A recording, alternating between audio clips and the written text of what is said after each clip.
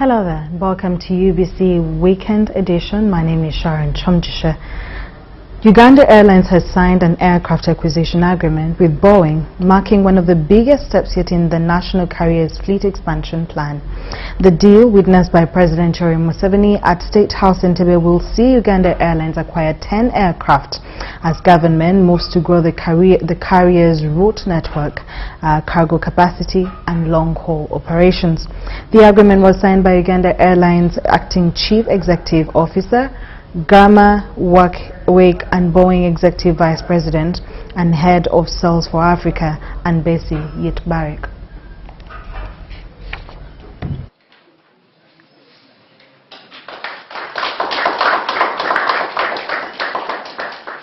Today we are here at State House in Entebbe, where His Excellency is witnessing as we implement his directive of expanding the Uganda Airlines. It is a very expensive project, but the President guided we have no any other option. We need to build our own airline. That's how Uganda can be connected to the rest of the world. It is like a road in the air, like how you connect to other roads. And our current fleet, we are going to add more 10 aircrafts in the period of 10 years. Now today we have signed the contract, and they will first deliver 4 aircrafts, big ones. Today we have signed the contract. Tomorrow we are going to deposit the first deposit of 460 billion. And the whole contract of the whole project we have signed, it will cost about 3.7 trillion Ugandan shillings. And that money is from the taxpayers' money, from the revenue collections, which the President directed. That's about 3.7 trillion should be invested to expand the airline. The Ugandans should expect more tourists in the country. That now we are finalizing with Kabalega Airport, where even those rich tourists can land in the Kabalega Airport directly, expansion of Entebbe Airport, and even having our own fleet. And we know in the period of 10 years we shall be there. Then after establishing ourselves internationally, where even if we get a mechanical problem on an aircraft, there is no delays in flights, there is no change of flights. Once we have stabilized that, now we shall embark on domestic flights to have our Ugandans fly to verify in Gulu, Kotido, Kidepo, Mbarara. So we thank the government of Uganda and His Excellency the President for his wise leadership.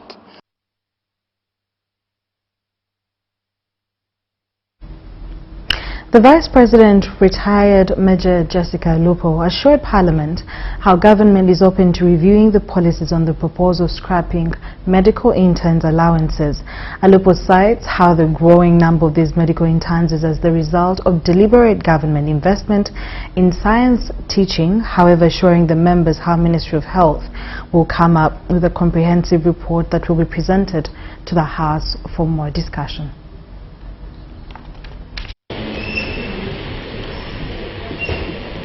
According to the rules of procedure, like elected members of parliament, ex-official members are required to take an official oath of allegiance before assuming their seats in the House. Accordingly, 18 of the 21 ex-official members in the 12th parliament have this Wednesday taken oath. One by one, the ministers sought to abide by the rules of procedure of the parliament at all costs. I, Barugahara Balamateng, swear in the name of the Almighty God that I will be faithful and support and uphold the Constitution of the Republic of Uganda as by law established. So help me God. Whereas they are allowed to actively participate in the parliamentary debates, answer questions regarding their respective ministries, and serve on parliamentary committees, ex-official members cannot vote on any matter before Parliament that requires a decision or division. And that I will preserve, protect and defend the Constitution. So help me God. Congratulations. We shall give you a copy of the rules of procedure and the Constitution, and you familiarize yourself.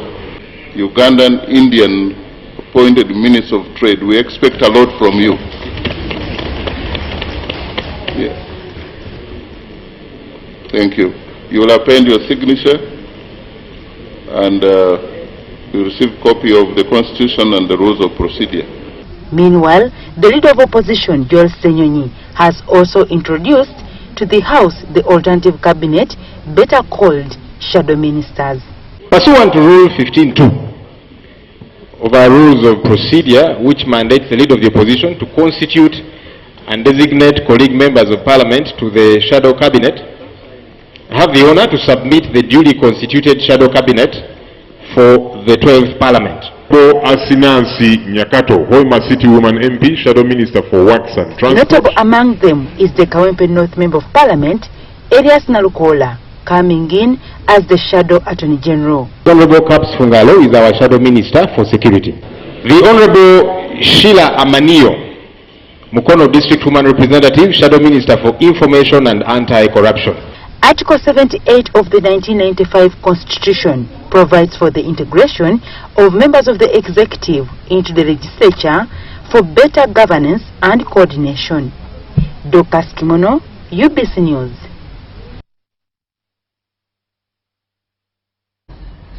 We're so sorry about the mishap, but we have further details on that story later on in the bulletin. Now, during the handover of ministers this week, the Prime Minister, Right Honorable Robina Nabanja, fresh from reassuming office, has vowed to crack down on ministers' absenteeism in Parliament, with a rota set to be introduced to ensure attendance. Deputy Prime Ministers Dr. Crispus Kiyonga and Rukia Nakadama, alongside ministers Sam Engola, Hilary Onek, Justin Kasule Lumumba, Beatrice Akelo, Mary Namugasa, Esther Ayakin, Mary Mugasa and Loki John Baptist are among the leaders who officially assumed office today at the office of Prime Minister in Kampala.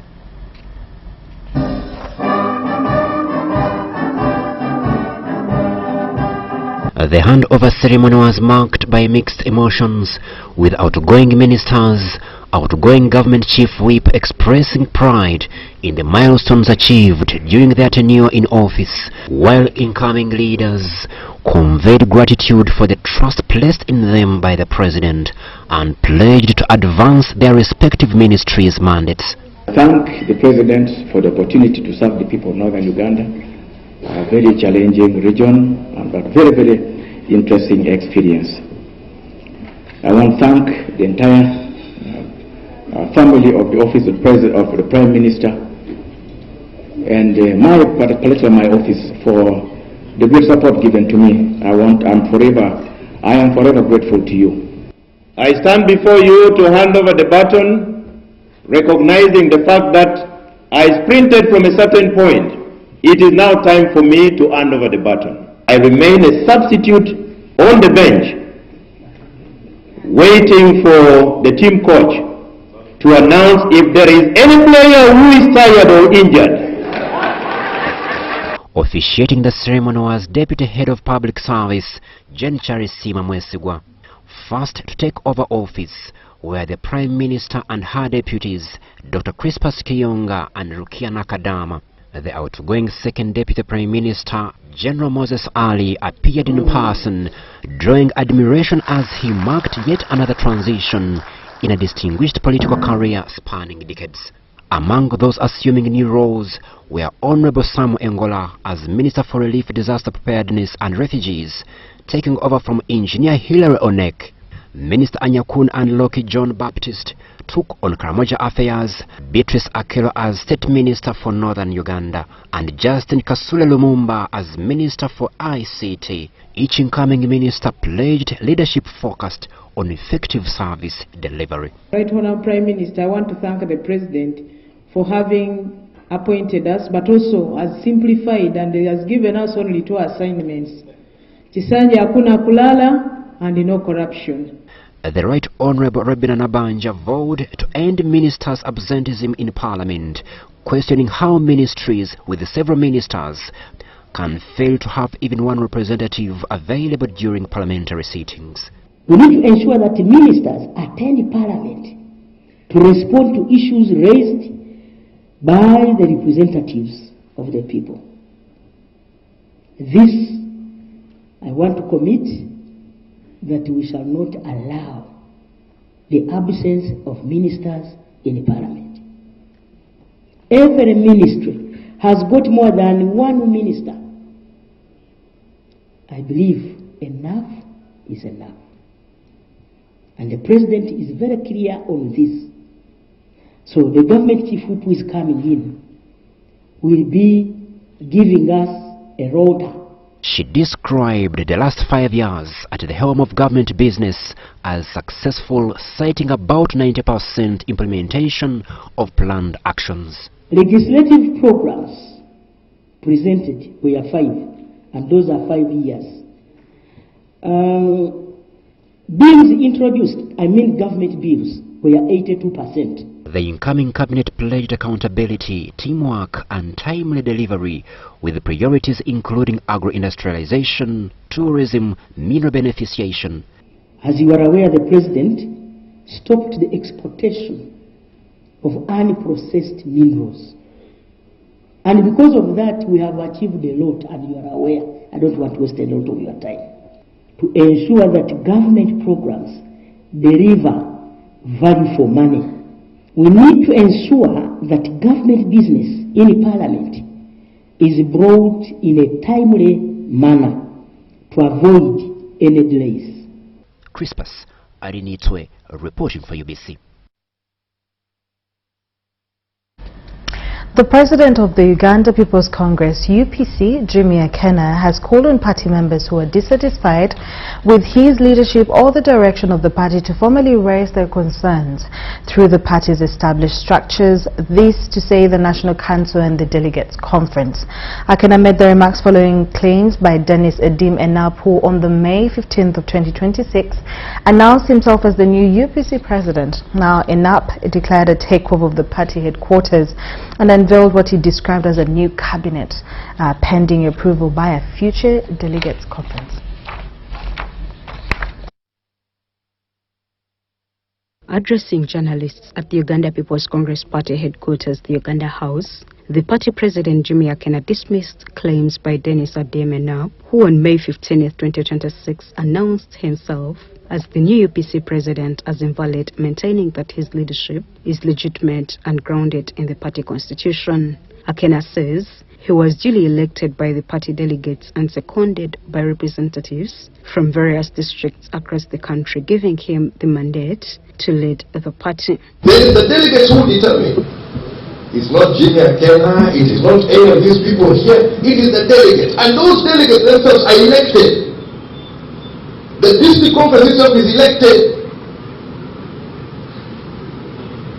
So, we're going to go through that process. If you think you have ideas for Uganda, please bring them on the table. I brought ideas for developing Uganda. Akena also revealed that the party will convene a national council meeting to discuss UPC's vision and future direction. He encouraged all members with grievances or differing views to attend and present their concerns through the appropriate party forums.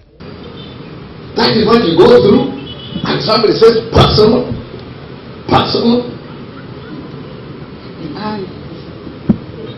Politics is not easy, and people who really give themselves to politics with a clear purpose, direction, and you get jokers. Let them appear with the delegates. Let them go to the delegates conference and talk there. On camera it's very easy to talk. Go before your delegates. He stressed that anyone aspiring to lead the party should seek endorsement through the delegates conference and subject themselves to a democratic election process rather than declaring themselves leaders outside the party's constitutional framework. I was one of those who put in the UPC constitution that to be able to appear, just to appear, before the delegates to seek their vote, you must first secure the backing of 1/3 of the districts of Uganda from the district conference.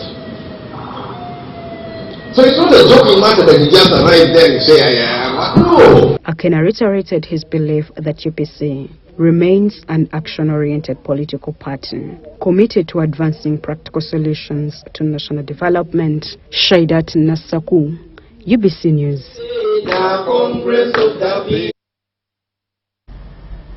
The Minister for Information, Communications Technology and National Guidance, retired Honorable Right Honorable, I beg your pardon, Justin Kasule Lumumba has pledged to champion inclusive digital transformation and policies that leave no Ugandan behind as she assumes leadership of the ministry for the next 5 years.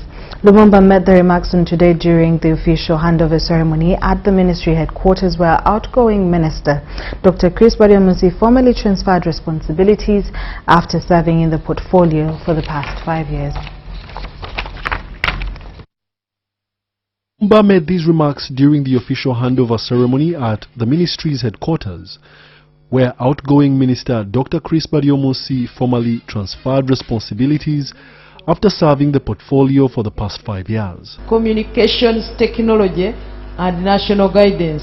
The event was attended by the newly appointed Minister of State for ICT and National Guidance, Alion York Odria, outgoing State Minister Godfrey Kabyanga, Minister of State Joyce Nabosa Sebugwao, Permanent Secretary Dr. Amina Zawede, and heads of agencies under the Ministry of ICT including UCC, NITA-U, UBC, UTCL, UICT and Uganda Post Limited. In her speech, Lumumba acknowledged that she may not be an expert in the technical aspects of ICT yet, but expressed confidence in working with professionals within the sector to advance Uganda's digital agenda. She emphasized that her leadership would focus on developing policies that uplift all citizens through technology, while ensuring that no one is excluded from the country's digital transformation journey.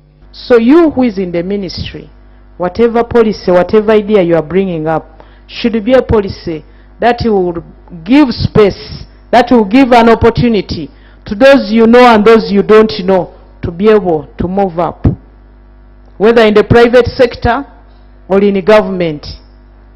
That inclusivity is what we need. And also, having been, I'm going to hand over as coordinator for the SDGs in this country. We say in the SDGs that serving the farthest first and leaving nobody behind.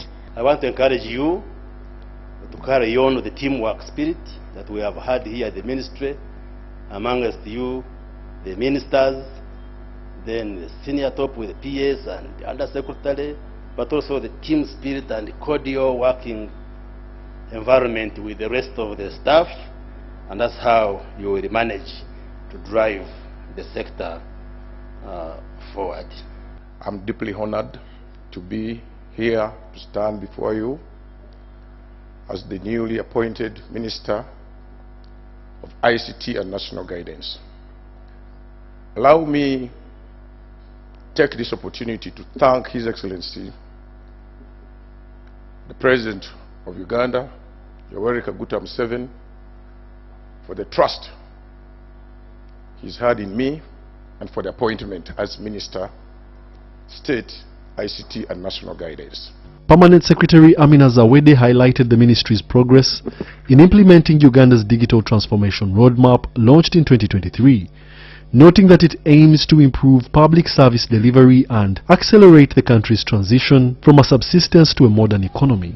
Outgoing State Minister Godfrey Kabyanga thanked ministry staff and stakeholders for their support during his tenure and encouraged the incoming leadership to continue serving with dedication and God's favor.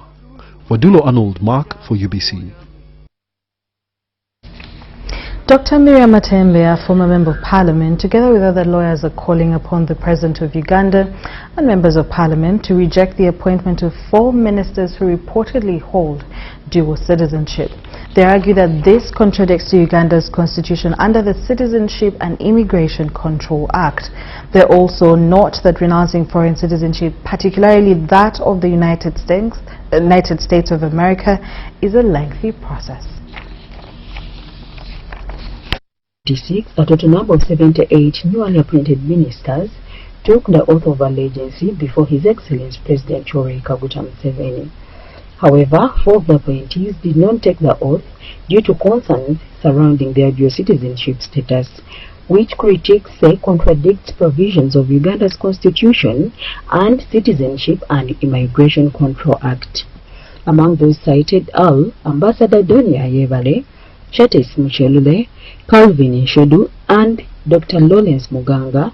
The 4 are said to be holding more than one citizenship. Dr. Miriam Matembe, a former member of parliament, has called upon the president and members of parliament to prevent the four officials from being sworn in unless they formally re-announce their foreign citizenship. And I want to tell you that we hear that those who have been vetted provisionally have tendered their evidence of having started a process of renouncing the American citizenship. So what does it mean to us starting a process?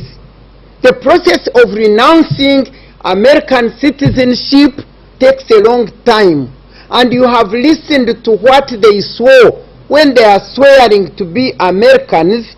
They swear that they abandoned the other citizenship which they had. They swear that they will owe total allegiance to the American country.